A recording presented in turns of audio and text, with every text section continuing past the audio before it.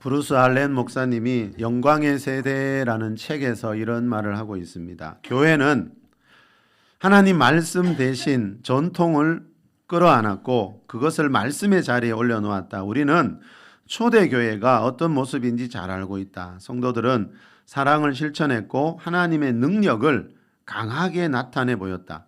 그러나 오늘날의 교회에선 이 같은 생생함을 더 이상 찾아볼 수 없다. 지금의 교회는 말씀의 능력을 상실했다. 지금 교회 안에는 하나님의 능력이 없다. 자, 이 말은요, 성경에서 말하는 하나님은 전능하신 하나님이고 기적의 하나님인데 오늘 본문 43절 말씀처럼 초대교회 때는 기사와 표적이 많이 나타났는데 요즘은 교회 안에서 그런 모습들이 많이 사라졌다라는 겁니다. 왜 그럴까요, 여러분?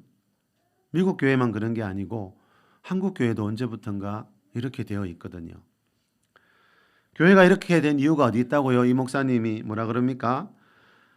교회가 하나님 말씀 대신 전통을 끌어안고 있기 때문이다, 이래 말합니다. 여기서 말하는 전통은 하나님의 말씀과 비슷한 사람의 생각이 들어가 있는 사람이 만든 교리를 말합니다. 이것을 보고 예수님이 뭐라 그랬죠? 마태복음 15장에서 너희의 전통 곧 사람의 계명, 이렇게 말씀했지요.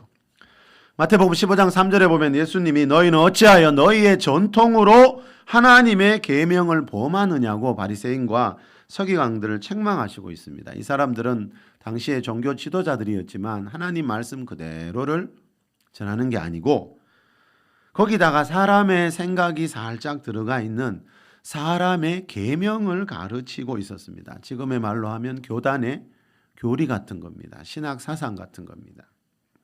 우리나라 개신교 안에 300개가 넘는 교파 교단이 있다 그랬죠.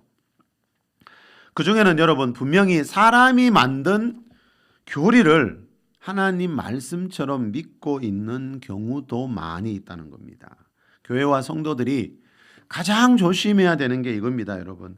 그 말씀이 하나님의 입에서 나온 말씀 그대로인지 아니면 어떤 사람의 생각이 살짝 들어가 있는 하나님 계명과 비슷한 사람의 계명인지 이것을 분별하는 것이 교회와 성도들에게는 언제나 가장 중요하다는 겁니다. 왜 그렇습니까?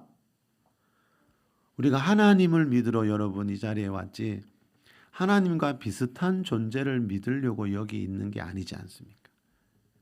교회 안에는요, 하나님의 입에서 나온 하나님 말씀이 있고 하나님 말씀과 비슷한 아주 비슷한 말씀들이 있더라고요. 그런데 여러분 하나님 말씀과 아주 비슷하게 들리지만 사람의 생각이 1%라도 들어가 있으면 그것은 사람의 계명이라는 거죠. 마태복음 15장 8절에 보면 예수님이 이런 말씀도 했습니다. 사람의 계명으로 교훈을 삼아 가르치니 나를 헛되이 경배하는도다. 하나님을 경배하고 있기는 한데 하나님을 예배하고 있기는 한데 여러분 헛되이 예배하고 있대요. 제가 좀 전에 말씀드린 것처럼 하나님께 올라가지 않는 예배가 있다는 거죠. 어떤 예배요? 사람의 계명으로 가르치는 예배. 그런 예배는 하나님이 받지 않는다고 말씀해요.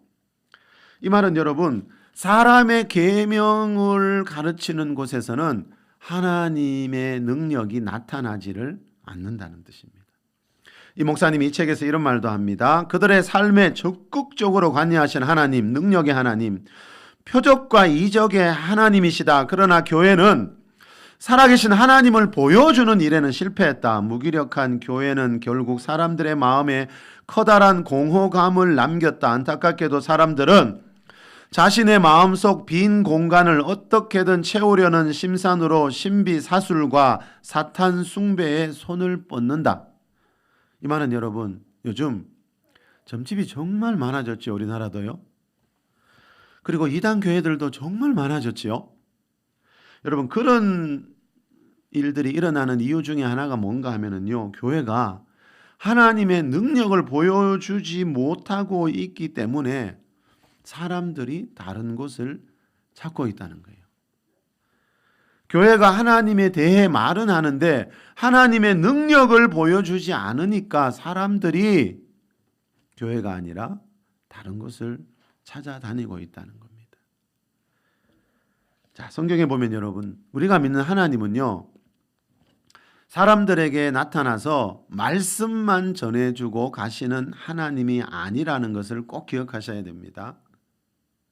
자, 하나님은 사람에게 나타나셔서 말씀만 전하시는 분이 아니라 그 말씀과 함께 하나님 안에 있는 어떤 능력들을 나타내 보여주셨다라는 것을 우리가 기억해야 된다는 겁니다.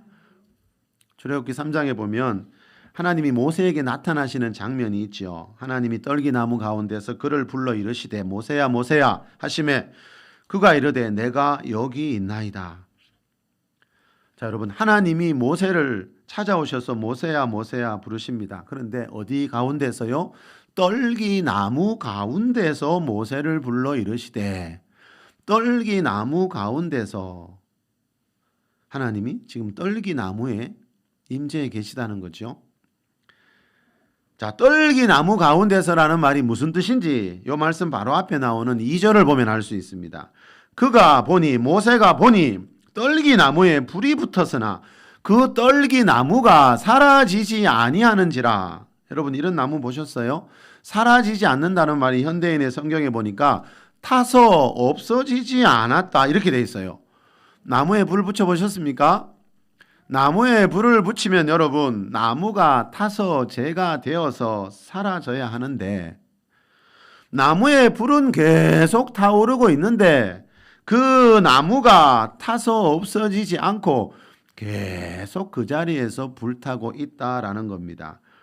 이 말은 하나님이 나타나시는 곳에는요, 우리 인간의 이성을 초월하고 자연계의 법칙을 초월하는 초자연적인 현상이 얼마든지 나타날 수가 있다라는 뜻입니다. 사도행전 2장에 나오는 오순절에 성령님이 임하실 때는 어땠지요? 고련히 하늘로부터 급하고 강한 바람 같은 소리가 들리고 불의 혀처럼 갈라지는 것들이 각 사람 위에 임하여 있는 것이 보였다 그랬습니다.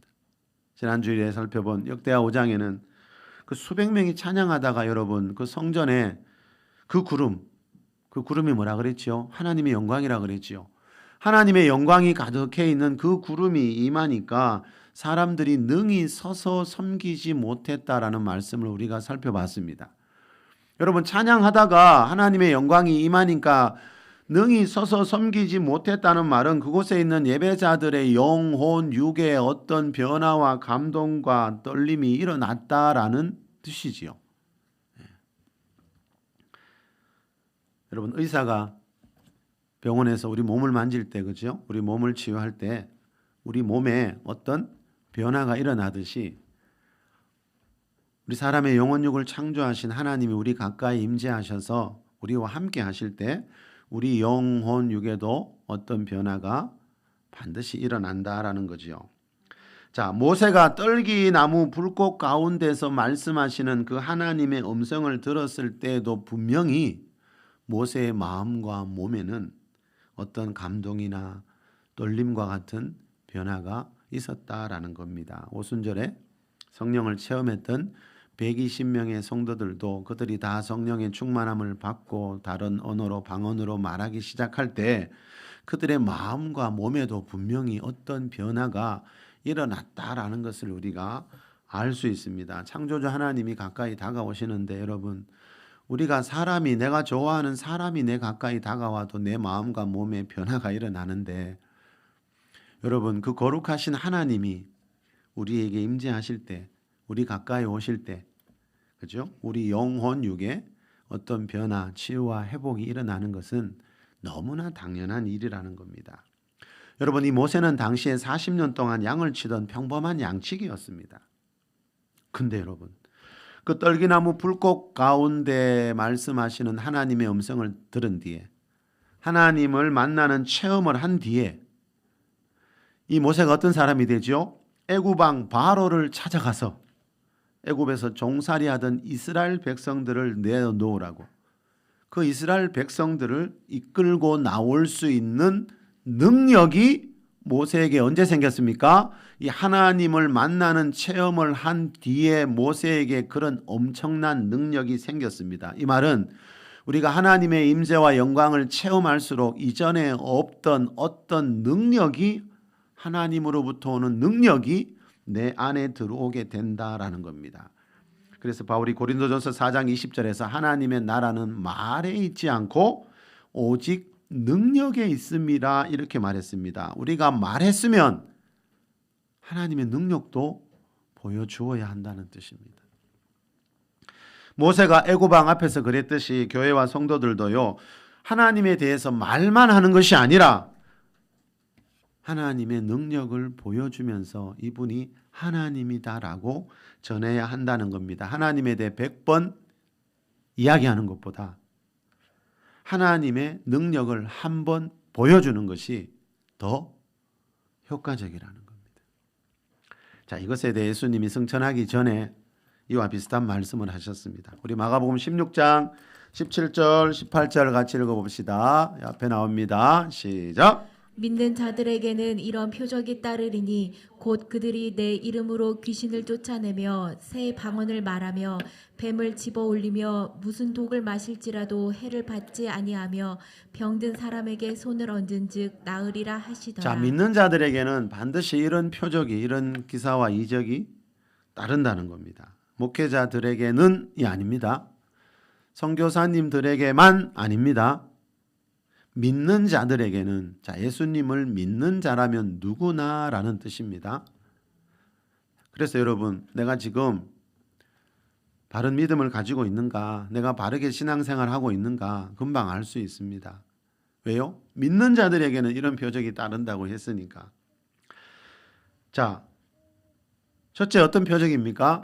그들이 내 이름으로 귀신을 쫓아내며, 여러분 예수님의 이름을 믿은 뒤에는, 예수님을 믿은 뒤에는 어떻게 해야 됩니까? 예수님의 이름을 사용해야 됩니다. 우리는 대부분 믿기는 믿어요. 근데 왜 능력이 안 나타나나 보니까요, 예수님의 이름을 사용을 하지 않아요. 나는 분명히 믿고 있다니까요. 근데 여러분 거기서 머물면 안 되고 이 예수님의 이름을 내 삶의 모든 영역에 사용을 해야 되는데, 우리는 보니까 대부분요 열심히 믿기는 하는데 잘 사용을 안 해요. 그러니까 별다른 능력이 안 나타나요. 하나님은 예수님의 이름을 사용하는 것에 하나님의 능력을 나타내시거든요. 그래서 예수님이 말씀하는 거예요. 내 이름으로 귀신을 쫓아낼 수 있다. 이 말은 내 이름을 좀 사용해 보라는 거예요. 여러분 예수님의 이름을 사용하면 귀신만 쫓아낼까요? 귀신을 쫓아낼 수 있다는 말은 다른 일도 가능하다는 거죠. 자, 이 귀신이라는 존재 여러분 별로 요즘은 생각 안 하는 분들이 교회 다니는 분들 중에도 참 많더라고요. 오히려 세상 사람들이 더 많이 이런 이야기를 하더라고요. 요즘은요.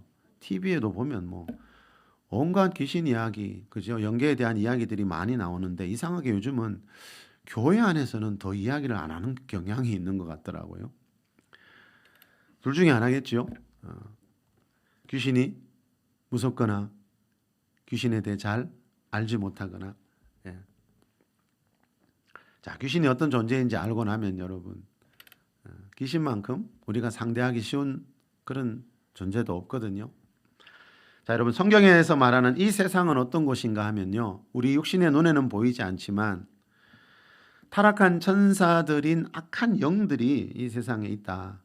자, 타락한 천사들인 이 악한 영들을 성경에서 마귀와 귀신들이라 그러죠. 마귀는 귀신들의 우두머리고요.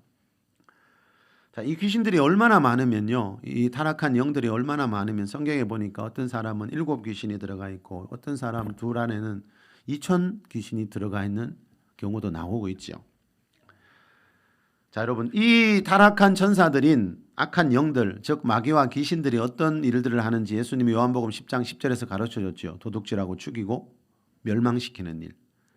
자, 여러분 마귀와 귀신들은 사람들의, 우리의 재정을 도둑질하고 질병을 줘서 우리의 건강을 죽이고 결국 우리의 영혼을 지옥이라는 멸망의 길로 보내는 일을 한다고 예수님이 가르쳐 주셨어요.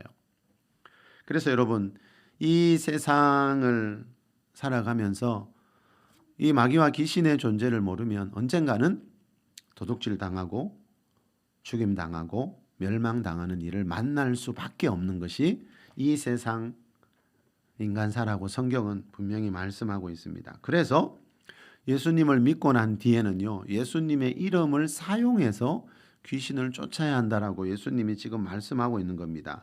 예수님 믿는 자들을 이 마귀와 귀신들이 공격하기 때문에 베드로 사도도 마귀를 대적하라 그랬지요.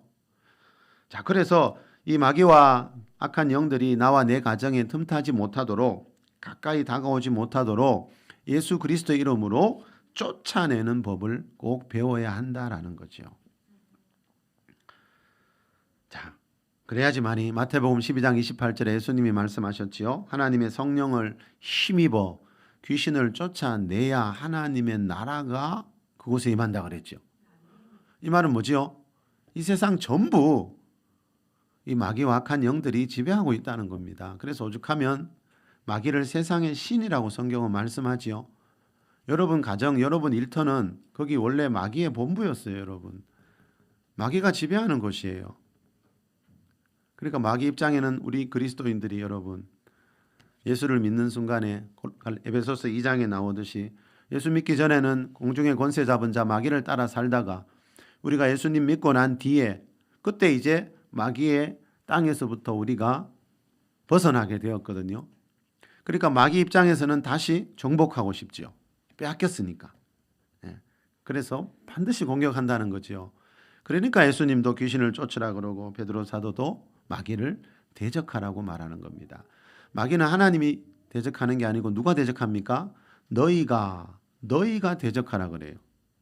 우리가 여러분 대적해야 하나님도 연계해서 일하신다는 겁니다. 그래서 항상 내가 먼저입니다. 여러분 원수 마귀와 악한 영들로부터 내 가정을 보호하는 법을 알고 있어야 도둑질 당하지 않고 죽임 당하지 않고 멸망 당하지 않는다는 거죠. 자, 그래야 또 하나님의 성령을 힘입어 귀신을 쫓아내야 하나님의 나라가 내 삶 가운데 오게 된다는 겁니다. 예수님이 주기도문 가르쳐 주시면서 기도하라 했잖아요. 아버지의 나라가 오게 해달라고, 주의 나라가 임하게 해달라고, 하나님의 나라가 내 삶과 가정과 일터 영역 가운데 임하도록 기도하라 그랬죠. 자, 그러면 성경에서 말하는 하나님 나라는 어떤 나라라 그랬습니까? 죄가 없는 나라지요. 죄가 없는 나라라는 말은 무슨 뜻이라 그랬지요? 죄의 결과물인, 죄의 3대 결과물인 가난과 질병과 죽음이 없는 나라라 그랬지요. 다시 말하면 가난과 질병과 죽음이 없는 영혼육의 삼중 축복이 임하는 나라, 그거를 성경은 하나님의 나라라 그럽니다. 자, 예수님이 우리 죄를 위해서 십자가에서 피 흘려 죽으셨다는 말은 예수님 믿으면 우리가 죄에서 구원받는 뜻이라 그랬죠. 자, 예수님이 나를 위해 십자가에서 흘리신 그 피를 믿는 순간에 죄에서 구원받습니다. 죄에서 구원받는다는 말의 정확한 의미가 뭐라 그랬습니까? 죄의 결과물인 가난과 질병과 죽음에서 이제 구원받을 수 있는 길로 들어섰다라는 뜻입니다. 그런데 이걸 방해하는 세력들이 뭐라고요? 마귀와 악한 영들입니다.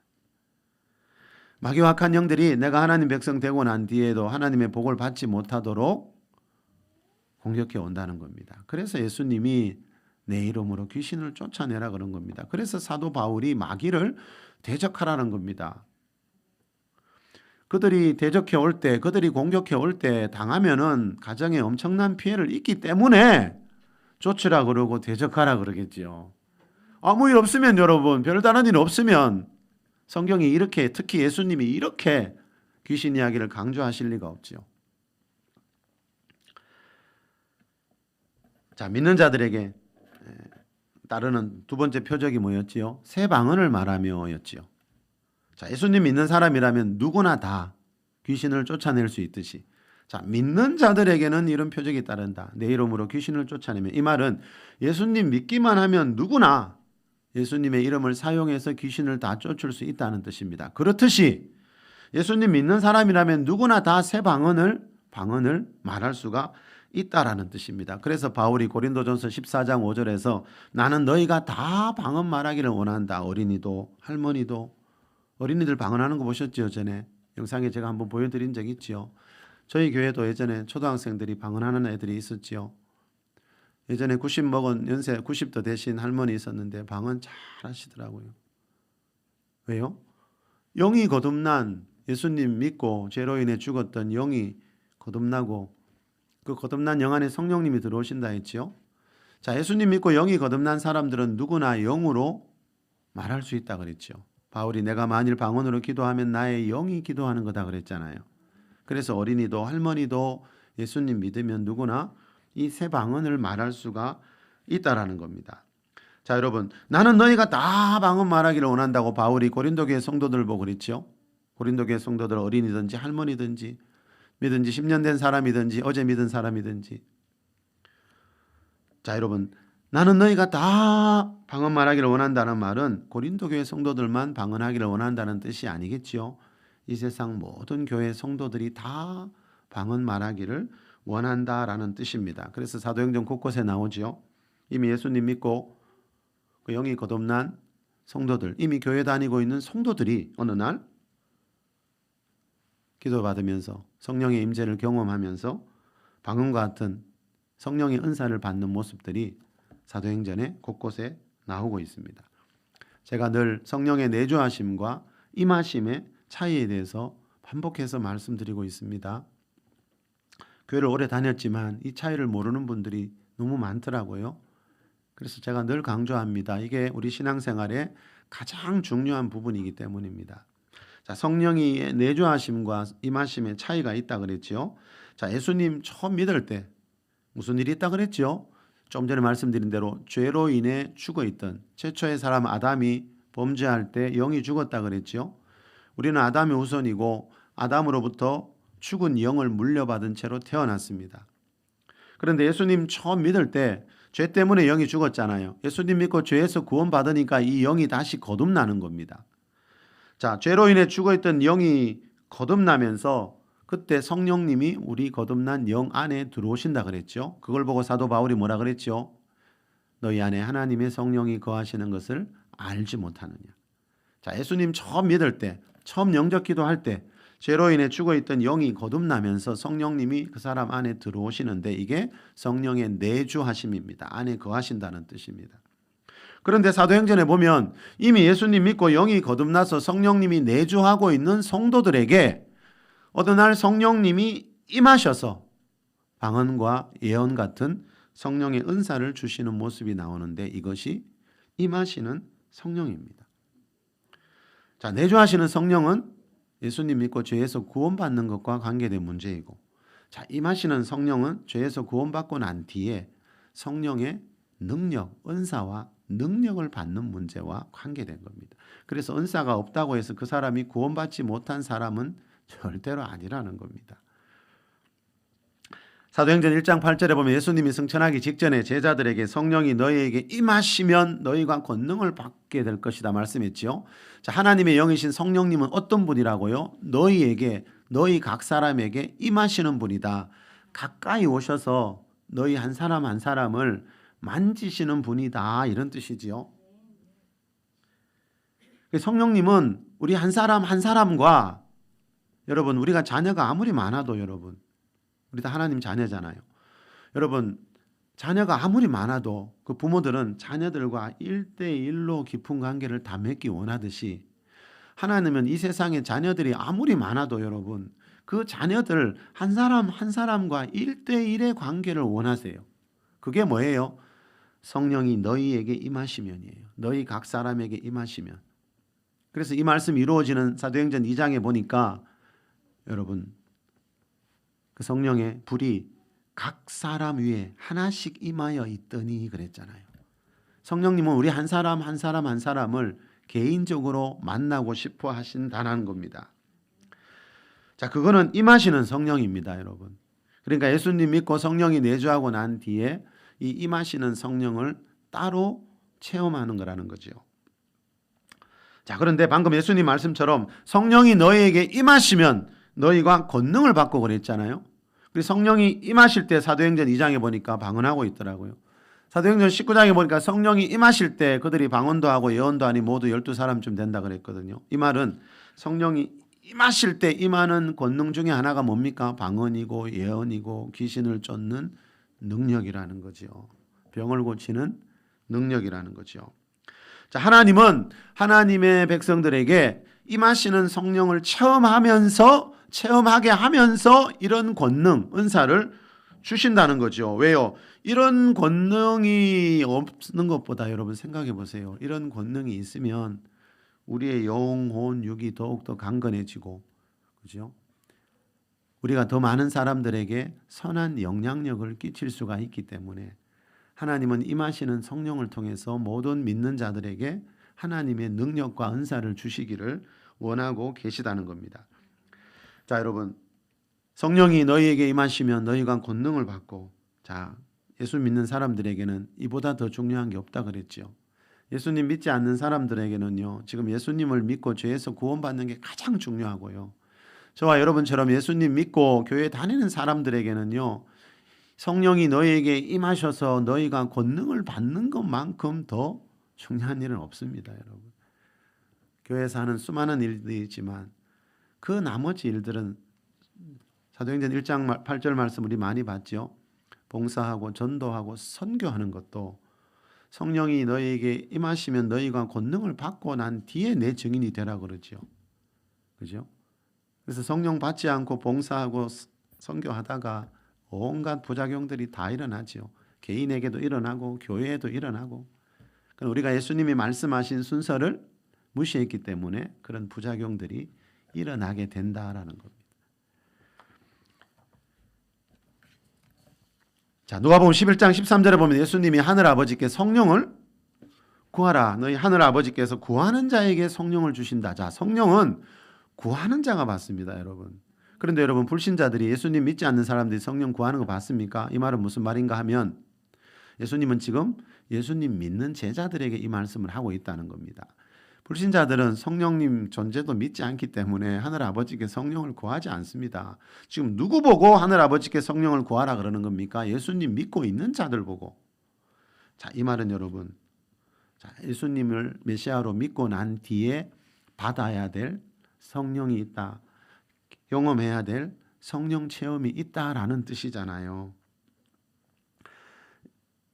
에베소서 5장 18절에서 바울이 오직 성령으로 충만함을 받으라. 이 말도 누구 보고 한 거죠? 에베소 교회 다니고 있는 성도들, 이미 성령님이 내주하고 있는 성도들을 보고 너희들이 성령으로 충만함을 받으라. 현재형이지요. 오늘도 내일도 예배 때마다. 여러분, 이게 돼야 성경에서 말하는 그 하나님께서 그 예비해 놓으신 믿는 자들이 가야 할 가장 하나님이 원하시는 길이 이 길입니다. 여러분, 이걸 중요하게 여기지 않고 자꾸 다른 걸 앞세우면요, 반드시 부작용이 생기게 됩니다. 교회도 그 개인에게도. 어제 국민일보에 보니까요, 의사이신데 내과 원장인 한기돈 장로님에 대한 기사가 났는데 이런 말이 나옵니다. 매주 목요일이면 집에서 온 가족이 예배를 드렸다. 그러던 어느 날 한 장로 집에 오순절의 역사가 일어났다. 그날 예배에 참석했던 모든 사람이 방언을 받고 불의 혀처럼 갈라지는 성령의 역사가 나타났어요. 그 당시 저희 부모님과 형제 자매들이 모두 성령 체험을 했어요. 하나님이 살아계시다는 것을 확신하게 됐습니다. 영적인 눈이 열린 뒤 한 장로의 마음에는 오직 하나님 생각뿐이었다. 매일 성경을 50장씩 읽었다. 걷거나 차를 타고 있어도 하나님께 기도했다.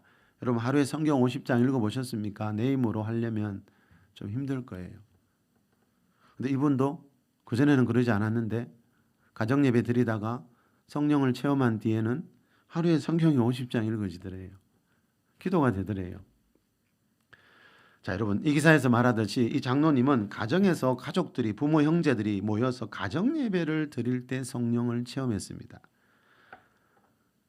성령님은 예배하는 곳에, 그렇죠? 어느 곳이든지 예배하는 곳이라면 그곳에 임재하신다는 거죠. 자, 이 장로님 방금 이 기사를 보면 임하시는 성령을 체험하는 것이 얼마나 중요한 것인지를 알 수 있죠. 자, 이미 다 예수님 믿고 있는 가족들이라 그랬죠. 근데 가정에서 모여서 가족 형제들이 예배 드릴 때 그날 예배 때 임하시는 성령을 체험했다는 뜻입니다.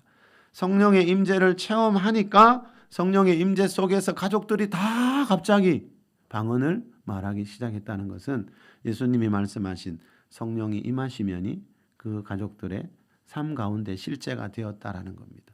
여러분 성경 말씀은 이론이 아닙니다. 예. 여러분 성경 말씀을 그대로 체험할 수 있다는 거 그동안 수없이 제가 강조했지요.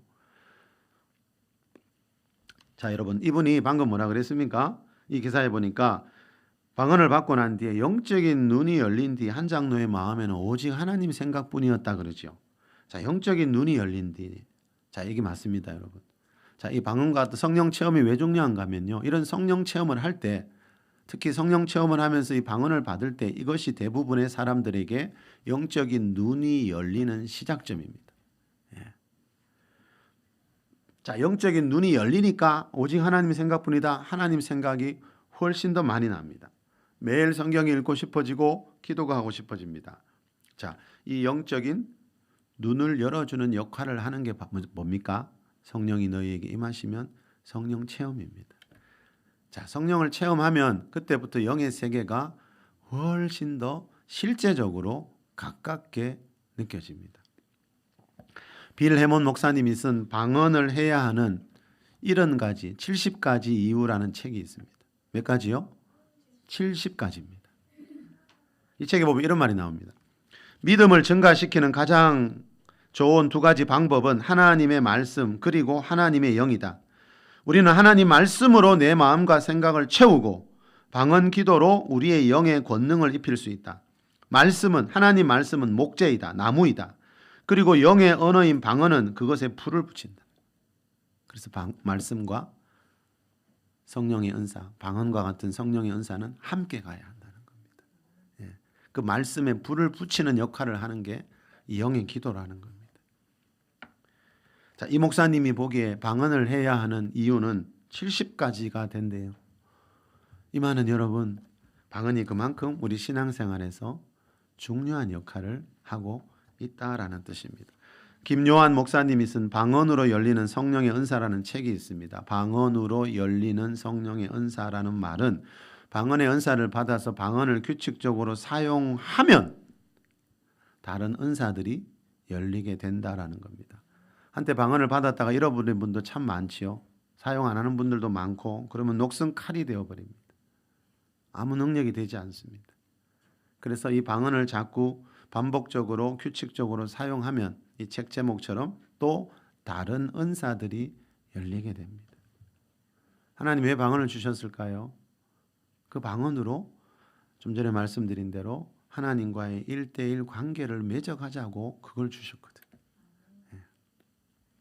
지난 수요 기도회 때 여러분 중에 한 분이 방언의 은사를 처음으로 받았지요. 이제 우리 교회 나온 지 3주 된 분. 교회 다닌 지 이제 3주 된 새 가족입니다. 많은 분들이 오해하는 것 중에 하나가 뭡니까? 방언은 신앙생활 좀 많이 하고 오래 하고 신앙이 좋은 분들에게 하나님이 주시는 은사다 이렇게 말하는 분들 참 많더라고요. 근데 그게 아니고요. 방언은 예수님 믿는 영접기도 하자마자 그 자리에서부터 할 수 있다 그랬지요. 왜요? 그 사람 지금 예수님 믿고 영이 거듭났기 때문에 그 거듭난 영은 누구나 말을 할 줄 압니다. 자, 이제 3주 된 새 가족에 하나님이 방언을 주시는 이유는 그 은사 가지고 이제 앞으로 더 많은 하나님의 권능을 체험하라고, 그 은사 가지고 영혼육의 3중 축복을 누리는 길로 나아가라고 새 가족에게 이걸 주신다는 겁니다. 우리 고린도서 12장으로 한가 봅시다. 우리 고린도서 12장이 성령의 은사장이지요. 우리 28절에서 30절 다 같이 한번 읽어보겠습니다. 하나님이 시작. 하나님이 교회 중에 몇을 세우셨으니 첫째는 사도요, 둘째는 선지자요, 셋째는 교사요, 그 다음은 능력을 행하는 자요, 그 다음은 병 고치는 은사와 서로 돕는 것과 다스리는 것과 각종 방언을 말하는 것이라. 다 사도이겠느냐? 다 선지자이겠느냐? 다 교사이겠느냐? 다 능력을 행하는 자이겠느냐? 다 병 고치는 은사를 가진 자이겠느냐? 다 방언을 말하는 자이겠느냐? 다 통역하는 자이겠느냐? 다가 아니라는 거죠. 자, 다 방언을 말하는 자이겠느냐? 이 말은 방언은 다 하라는 게 방언은 모든 성도들이 다 하는 게 아니라는 뜻 맞습니다, 여러분. 이제 헷갈리기 시작하십니까? 좀 전에 사도 바울이 뭐라 그랬죠? 고린도 교회를 향해서 역시 이 교회지요. 나는 너희가 다 방언 말하기를 원한다 했잖아요. 근데 여기 뭐라 그러죠? 14장에서는 그래놓고 12장에서 뭐라 그러죠? 너희가 다 방언을 말하는 자이겠느냐? 다 방언할 수 없다는 거예요. 너희가 다 사도가 아니듯이, 너희가 다 선지자가 아니듯이, 너희가 다 방언을 말할 수 없다는 거예요. 또 그래서 많은 분들이 이 말씀을 딱 끄집어내서 봐라, 방언은 특별한 사람들이 하는 거지 모든 성도들이 하는 게 아니야, 이렇게 말하는 분들이 너무너무 많다는 걸 저도 잘 알고 있습니다. 그러나 이거는 그런 뜻이 아닙니다, 여러분. 성경은 제가 늘 말씀드리지요. 성경 해석의 가장 기본 원리는 그 한 구절만 보고 이 말씀이 이런 뜻이야 라고 말하면 그 말씀의 뜻과 반대되는 의미가 나오는 경우들이 너무 많다 그랬죠. 그래서 항상 앞뒤 문맥을 살펴야 되고요. 그 책 전체를 살펴야 되고요. 나아가서는 신구약 전체에서 그 말씀의 뜻을 해석해야 된다 그랬습니다. 자, 여러분. 자, 이런 말씀들 때문에 이런 한 구절 한 구절을 뽑아서 많은 사람들이 자기의 생각을 이렇게 섞어서 전하고 있더라고요. 그게 사람의 계명이라는 겁니다. 그게 사람이 너희의 전통이 된다는 거죠. 그래서 교회와 성도들은 서두에 말씀드렸듯이 이런 걸 가장 조심해야 됩니다. 자, 또 어떤 분들은 이 방언 같은 성령의 은사는 초대교회 사도들이 다 죽은 이후에 사라졌다고 주장하는 분들도 많지요, 그렇죠? 자, 그런 분들에 비해서 낫기는 하지만 좀 전에 말씀드린 것처럼 또 어떤 분들은 자, 이 말씀을 보고 봐라, 방언은 특별한 사람만 하는 거야, 이렇게 말하는 분들이 정말 많습니다. 자, 케네스 해기 목사님이 쓴 방언이라는 책에 보면요, 14장 제목이 뭔가 하면 방언에 대한 5가지 오해인데 우리나라는 뭐 한 방언에 대한 오해가 한 50가지는 되는 것 같아요, 제가 봐도. 근데 이 목사님이 대표적으로 방언에 대한 오해 5가지를 말하면서 그 중에 하나를 뭐라 그러냐면 모든 방언이 다 기도라고 생각하는 거, 이건 오해라는 거예요. 이 말은 뭐지요? 한마디로 모든 방언이 다 기도는 아니라는 거예요. 모든 방언이 다 하나님께 기도할 때 사용하는 거는 아니라는 거예요. 다시 말하면 기도의 용도 외에 다른 용도로 사용하는 방언이 있다라는 뜻이에요. 여기서 말하는 너희 모두가 다 방언을 말하겠느냐, 이 말은 바로 그 뜻이에요. 자, 전에도 살펴봤습니다. 오래전에 이 주제에 대해서 살펴봤는데 기도가 아닌 방언도 있다는 겁니다. 자, 그러면 여러분, 방언이 기도가 아니라면 뭐 하는데 필요한 걸까요? 이 책에 보면 케네스 해기 목사님이 어느 예배에서 설교하고 있을 때 갑자기 자기 입에서 한 번도 배운 적이 없는 독일어가 나오고 스페인어가 나오고 아랍어가 막 나오더랍니다. 자기는 그 말이 무슨 말인지도 몰랐는데 예배에 참석하고 난 뒤에 그 자리에 있던 그 나라 사람들이 찾아와서 독일어를 잘하시네요, 스페인어를 잘하시네요, 아랍어를 잘하시네요. 그러니까 자기가 그 나라 말을 한 줄을 알았다는 거예요. 그래서 물어봤답니다. 제가 그러면 그때 그 독일어로 그 아랍어로 기도를 했습니까? 라고 물어보니까, 하나님께 기도를 합니까? 물어보니까 기도를 한 게 아니고 설교를 했습니다, 이렇게 말하더래요. 말을 했다는 거예요. 하나님 말씀을 전했다는 거예요. 독일어로, 스페인어로, 아랍어로. 무슨 뜻입니까? 자, 그날 어떤 집회에서 이 아랍어를 한 날, 그 아랍어로 잠시 설교한 날, 예배 마치고 아랍 사람이 찾아와가지고 자기 나라 모국어를 어떻게 그렇게 잘하냐고. 그래서 해기 목사님이 그랬대요. 나는 아랍어를 배운 적도 없고 아랍어에 대해서 전혀 알지 못한다고. 그 사람이 너무 이상하지요? 이해가 되지 않아서 아랍어를 배운 적이 없는데 어떻게 당신 아까 아랍어로 말했지 않습니까? 설교하던 중간에 갑자기 아랍어를 하더니 아랍어로 말했지 않습니까? 예수는 그리스도라고. 그래서 해기 목사님이 이 성경에 나오는 방언이라는 은사에 대해서 전하기 시작했습니다. 그 아랍인은요, 그날 그 예배의 자리에 참석할 때만 해도 그리스도인이 아니었습니다. 그냥 따라와서 예배의 자리에 있었어요. 그런데 그 해기 목사님이 설교하다가 갑자기 자기가 한 번도 배운 적이 없다고 하는 아람어로 예수가 그리스도시고 예수가 메시아라는 말을 하더랍니다. 이 사람이 그날 성경 말씀이 믿어져서 그리스도인이 되었다 그래요. 아, 기독교에서 말하는 하나님이 참 신이시구나.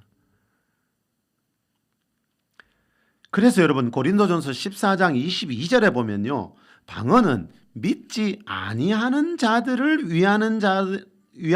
믿지 아니하는 자들을 위하는 표적이라고 되어 있어요. 자, 좀 전에 읽었던 여러분 마가복음 16장에 나오는 믿는 자들에게는 이런 표적이 따르리니 그들이 새 방언을 말하며, 자, 믿는 자들에게 따르는 표적이 방언이라 해놓고 여기 고린도전서 14장 22절에는 방언은 믿지 아니하는 자들을 위하는 표적이라 그래요. 이렇게 성경에는 여러분 그 한 구절 한 구절만 떼서 보면 이해가 안 되는 구절들이 굉장히 많습니다. 그래서 성경은 항상 다른 말씀들과 붙여서 함께 봐야 됩니다. 자, 마가복음 16장에서는 방언은 믿는 자들에게 믿기만 하면 따르는 표적이라 했는데 고린도전서 14장 22절에 방언은 믿지 아니하는 자들을 위하는 표적이라 이렇게 되어 있습니다. 자, 모든 믿는 자들에게 주시는 방언은, 모든 믿는 자들에게 표적으로 주시는 방언은 하나님께 기도하면서 1대1과 교제할 때 필요한 거기 때문에 모든 믿는 자들에게 주시고 있고요. 방금 말씀드린 이렇게 갑자기 배운 적이 없는 그 나라 말이 갑자기 나오는 것은 그 나라 말로 방금 말씀드린 것처럼 회계 목사님처럼 예수는 그리스도라는 성경 말씀은 설교를 할 때 그런 표적들이 나타난다는 거예요. 자, 그런 표적은 믿지 않는 자, 아까 그 아랍 사람처럼 믿지 않는 자를 위한 표적이라는 겁니다. 자, 이렇게 방언은 크게 두 종류입니다, 여러분. 하나님께 기도할 때 사용하는 하나님만 알아듣는 방언이 있고, 회계 목사님 경우처럼 외국인들에게 말하고 설교할 때 갑자기 나오는 방언이 있습니다. 고린도전서 14장 2절에 방언을 말하는 자는 사람에게 하지 않고 하나님께 하나니 이는 알아듣는 자가 없고 영으로 비밀을 말함이라. 이 방언은 뭐지요? 모든 믿는 자에게 표적으로 주시는 방언이요. 하나님과 1대1로 기도할 때, 교제할 때. 자, 이 방언은 모든 사람들이 다 하기를 원한다. 사도 바울이 하나님이 말씀하는 겁니다. 자, 이 방언은 그동안 많이 살펴봤듯이 하나님 앞에 기도할 때 필요한 이 방언은 그동안 우리 많이 살펴봤듯이 사도행전 2장에 나오는 오순절 성령 강림과 8장의 사마리아의 교회, 10장의 고넬료 집에서 가정예배 드릴 때, 19장의 에베소 교회 이야기에 나오듯이 성령 세례 받으면 누구나 다 이 방언을 말하면서 하나님께 각자가 비밀을 나누는 그 방언입니다. 그러나 이 핵임 목사님 경우처럼 설교하다가 갑자기 전혀 배운 적이 없는 다른 나라 말로 설교하는 것은 모든 그리스도인들이 할 수 있는 게 아니고요. 좀 전에 나왔죠? 너희가 다 방언을 말하는 자이겠느냐. 그거는 어떤 특별한 사람만. 그래서 방금 그 말씀 앞에 뭐가 나왔지요? 사도의 직분, 선지자의 직분. 직분을 이야기하면서 바울이 이 방언은 너희가 다 말하는 게 아니다. 이 말은 이 방언은, 외국어 방언은 특별한 직분을 가진 자들이 사역을 할 때 하나님이 주시는 은사라는 뜻입니다. 로버트 아이들러 목사님이 성령 체험이라는 책에 보면 이런 말을 합니다. 이분이 1991년도에 러시아 모스크바를 갔을 때 코스타라는 목사님을 만났대요. 그런데 그 목사님이 영어를 할 줄 몰라서 대화를 못했대요.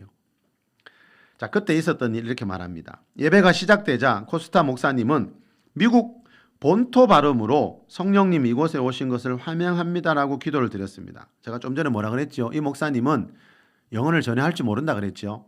그런데 공항에서 만나서 대화 한마디 못했는데 이분이 예배 때 보니까 미국 본토 발음으로 성령님 이곳에 오신 것을 환영합니다 하고 영어를 능숙하게 하더라는 거예요. 더 들어보실래요? 그의 기도가 계속되었고 나의 벌어진 입은 닫히지 않았습니다.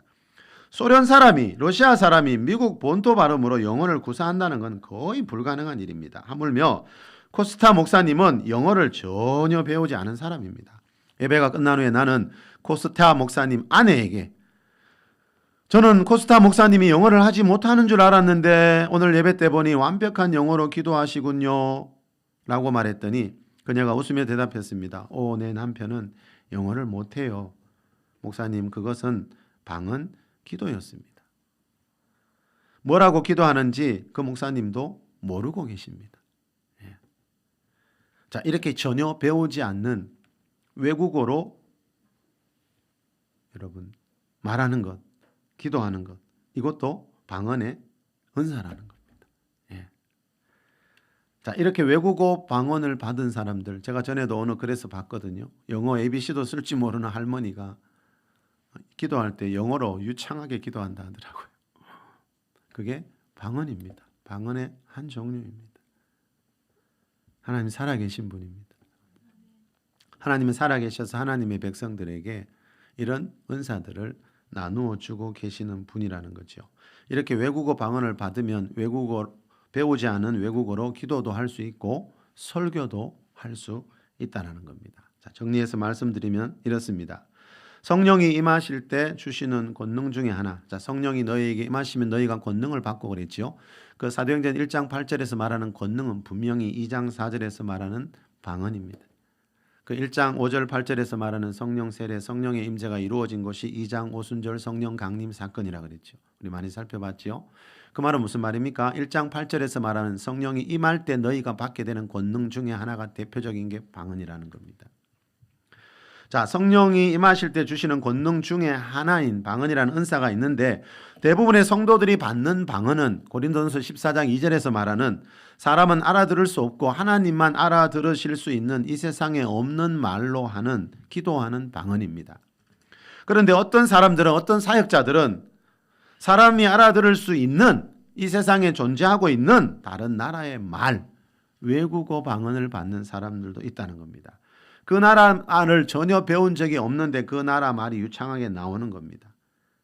이 외국어 방언은 좀 전에 말씀드린 대로 기도할 때 사용할 수도 있고 그 나라 사람들 들으라고요. 이게 목사님처럼 설교할 때 사용할 수도 있다라는 겁니다.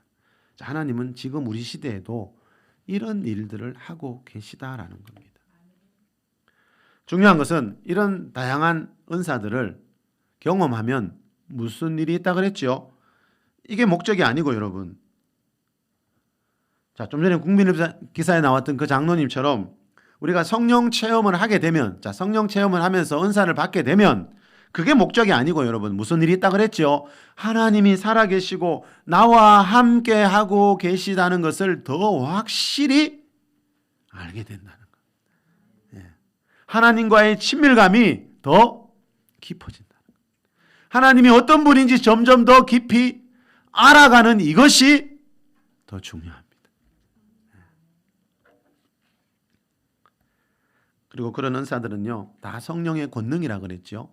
이 말은 어떤 능력입니다. 우리가 영혼을 구원하고, 그죠? 살리는데 굉장히 유익한 도구가 됩니다. 고린도전서 12장에 보면 사도 바울이 성령의 9가지 은사를 소개하면서 이 모든 일은 같은 한 성령이 각 사람에게 나누어 주는 것이다. 성령님이 무슨 일을 한다고요? 이 성령의 9가지 은사를 지금도 각 사람에게, 그리스도인은 한 사람 한 사람에게 나누어 주고 싶어 한다는 겁니다. 그런데 문제는 뭐죠? 요즘은 이런 데 별로 관심을 가지고 기도하는 성도들이 별로 없더라는 겁니다. 억지로 주실 필요는 없겠죠, 하나님이요. 하나님 인격적인 분이라서 우리가 싫다고 관심도 없는데 억지로 주면서 그거 사용해라 이러시지는 않거든요. 그래서 예수님이 갈라디아 그 계시록에 보니까 라오디게아 교회 성도들 보고 너희가 마음의 문을 열면 내가 너희 안에 들어가서 먹고 마실게 그러잖아요. 왜 성령의 은사 보기가 점점 힘들까요? 서두에 말씀드린 그 목사님 말처럼 왜 하나님의 능력 보기가 교회 안에서 점점 어려워질까요? 그거는 그리스도인들의 마음이 관심이 다른 곳에 가 있기 때문입니다. 오늘 본문 우리 사도행전 2장 43절 한번 읽고 마무리하겠습니다. 우리 같이 한번 읽어볼까요? 오늘 본문 사도행전 2장 43절 사람마다 시작. 사람마다 두려워하는데 사도들로 말미암아 기사와 표적이 많이 나타나니. 다시 한번 큰 소리로 한번 읽어봅시다. 시작. 사람마다 두려워하는데 사도들로 말미암아 기사와 표적이 많이 나타나니. 46절입니다. 시작. 날마다 마음을 같이하여 성전에 모이기를 힘쓰고 집에서 떡을 떼며 기쁨과 순전한 마음으로 음식을 먹고. 자, 43절에 나오듯이 초대교회 때는요, 기사와 표적이 어쩌다 한 번이 아니고 많이 나타났습니다.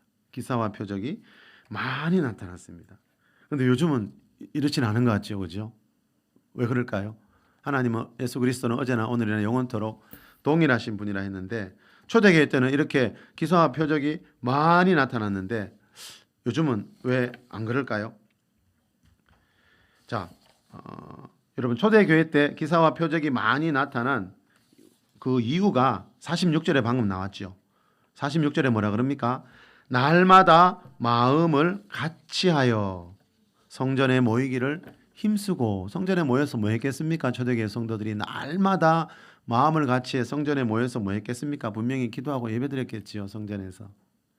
자, 이것을 보면 이 두 구절을 보면 초대교회 때는 왜 그렇게 많은 기사와 표적이 나타났는지 알 수 있습니다. 성도들이 마음을 같이하여 퇴근하면 날마다 마음을 같이하여 성전에 모여 기도하기를 힘썼기 때문에 이렇게 기사와 표적이 많이 나타났다라고 오늘 본문이 말씀하고 있습니다.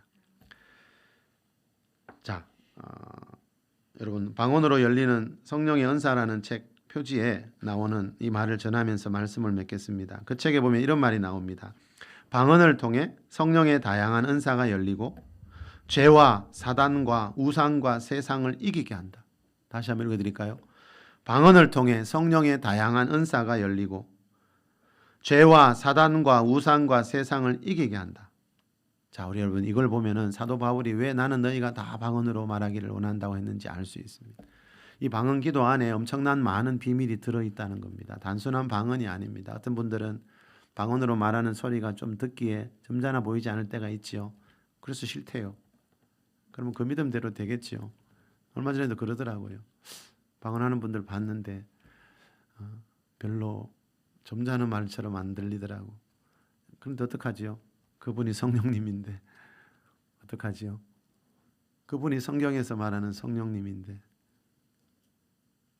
여러분 나의 이성으로 인간의 이성으로 하나님을 다 이해할 수 있을까요? 그건 큰 실수입니다, 여러분. 예. 여러분 내 생각에 맞는 것만 성경에서 취하려고 하면은 이 성경에 있는 하나님을 만나기가 굉장히 어려워집니다. 여러분 그래서 신앙생활에는 서두에 말씀드린 사람의 계명, 사람의 생각이 그만큼 위험한 겁니다. 예. 여러분 사람이 보기에는 좀 점잖아 보이지 않더라도 그게 성령께서 주시는 은사라면 그걸 취하고 사모해야 되는데 이성이 너무 발달해 버리면 그렇게 되더라고요. 이 방언 안에는 여러분 성령의 다양한 은사를 열어주고 죄를 이기게 해주고 사단 마귀를 이기게 해주고 세상을 이기게 해주는 그런 능력이 이 안에 담겨 있더라는 겁니다. 그래서 사도 바울은 나는 너희가 다 방언 말하기를 원한다고 하는 겁니다.